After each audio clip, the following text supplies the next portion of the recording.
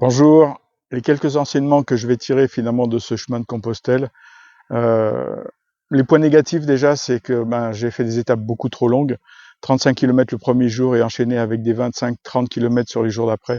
C'était un petit peu trop, même beaucoup trop, et ce qui fait que sur la fin, c'était même des fois un petit peu compliqué, même sur les petites étapes, parce que j'avais un petit peu entamé mon capital. Le sac, beaucoup trop lourd. Je pense que j'étais largement au-delà de 13 kilos. Sur les points positifs, ça a été de me délester rapidement de mon poids. La pluie a fait que je me suis dit les campings ça va pas être la bonne solution, donc j'ai bifurqué sur des gîtes. J'ai pu trouver finalement des gîtes assez facilement. Il y a eu juste une fois où c'était complet, mais sinon à chaque fois, du premier coup où j'appelais, il y avait de la place. Donc ça m'a permis de me délester de ma tente, de nourriture, de choses qui m'encombraient, qui étaient trop lourdes, voilà, au cas où, des fois que, et finalement, on n'a pas besoin de tout ça. Je pense qu'on emmène aussi un petit peu de ses peurs, et donc se délester de ses peurs, c'est tout aussi bien.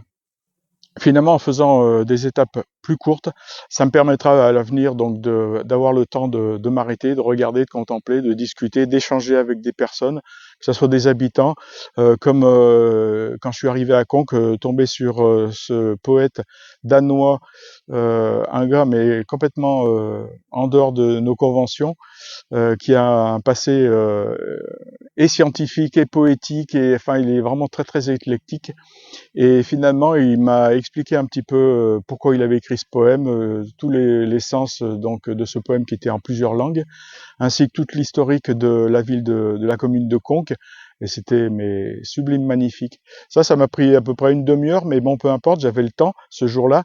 Donc, ce qui veut dire que les prochaines fois, plutôt que de tracer et de faire une compétition, prendre plus le temps et puis avoir le temps de discuter, d'échanger avec des personnes, parce qu'elles auront le temps de m'expliquer les choses. Et donc prendre ce temps-là, c'est pas du temps perdu. L'option des gîtes, finalement, c'est une très bonne option, et finalement, je pense que je partirai les prochaines fois en ayant que l'option des gîtes.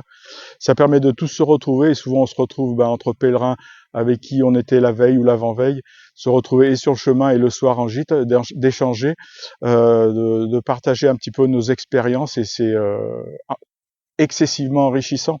On a vraiment des points de vue mais complètement différents des personnes qui viennent de tout horizon. Il était, je pense, d'un assez bon niveau social, et pourtant, il avait un moi et quelque chose de plus profond de lui qui disait qu'il était en réelle souffrance. On a appris par la suite que il avait perdu sa femme 3 mois avant, et que il en voulait à la terre entière. Finalement, sur ces quelques jours, ça reste une expérience formidable. Ça m'a vraiment permis de voir que pas besoin de tout prévoir, de tout planifier. On marche, on avance. La seule chose qu'on aurait à faire, c'est éventuellement de savoir où on va dormir le soir ou le lendemain, et c'est tout. Après, on marche, il y a de quoi boire, il y a de quoi manger tout le long. Il y a des gens qui sont prêts à vous aider. Tout tourne autour de ce chemin. Les gens qui ont leur village traversé par les pèlerins et le chemin, ils savent qui on est, ce que l'on fait, etc. Ça crée également une petite fraternité parmi les pèlerins, et c'est quand même plutôt sympa. Par contre, ce que j'ai remarqué, c'est que les bergeurs, les hospitaliers, finalement, quelque part, on rentre chez eux, on rentre dans leur intimité. C'est-à-dire qu'ils ont créé un gîte donc dans une des dépendances de leur maison.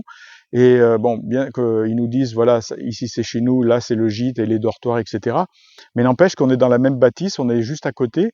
Quelque part, on rentre dans l'après-midi, on se change, on se douche. Le soir, on mange tous ensemble. Et finalement, on va passer la nuit chez eux.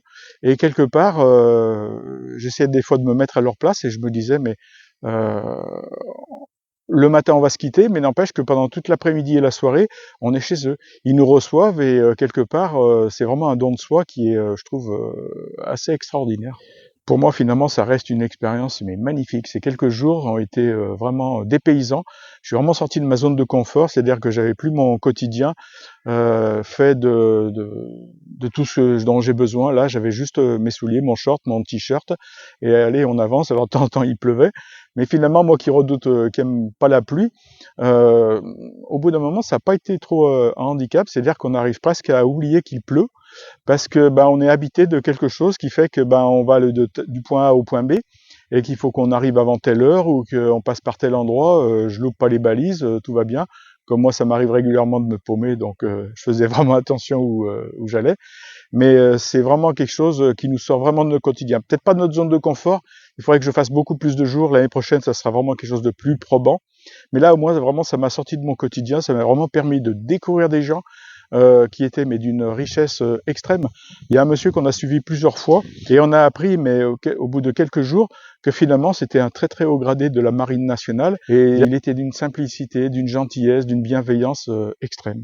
Les paysages que l'on traverse sont magnifiques, les gens sont adorables, ils voient passer à longueur de temps, longueur d'année des pèlerins.